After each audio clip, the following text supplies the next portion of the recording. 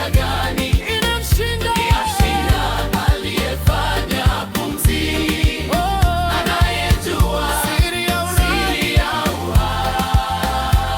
uhai. Huko kukosa kodi hakujamzuia Mungu kukubishia hodi. Daudi aliishi kwa mapango, kawekwa kwenye kasri, huku walinzi wakilinda malango.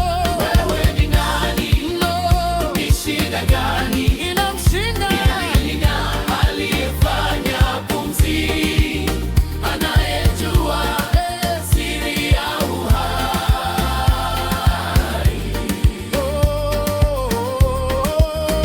Wewe ni nani? No. Ni shida gani inamshinda aliyefanya pumzi, anayejua siri ya uhai.